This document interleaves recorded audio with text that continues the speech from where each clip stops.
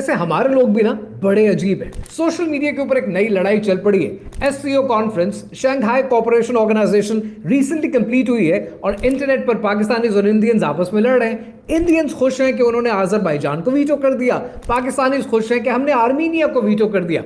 Emotional satisfaction हो गई, लेकिन इस एससीओ कॉन्फ्रेंस का हीरो कोई और ही था।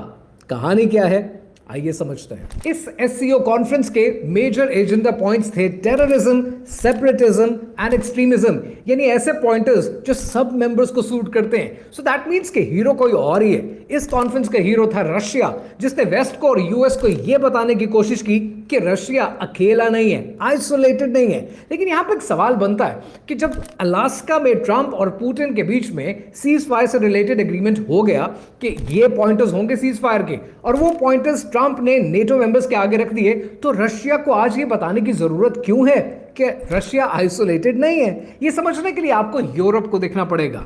फ्रांस ने रिसेंटली अनाउंस किया है कि हेल्थ केयर सेक्टर और हॉस्पिटल्स तैयारी पकड़े 2026 की जंग की। 10,000 से 50,000 कैजुअलिटीज हो सकती है। गोल्डमैन सैक्स रिपोर्ट करता है कि फ्रांस ने अपना defence budget 2.9% of the GDP बढ़ा दिया है। Something big is coming up. दूसरी तरफ जर्मनी ने अपना डिफेंस बजट बढ़ा दिया है। कहां जर्मनी स्पेंड करता था 29 बिलियन यूरो, अब वो स्पेंड कर रहा है 160 बिलियन यूरो। और इसको जर्मनी कह रहा है कि हम बना रहे हैं बंदेश्वर, यानी यूरोप की सबसे स्ट्रॉन्गेस्ट आर्मी।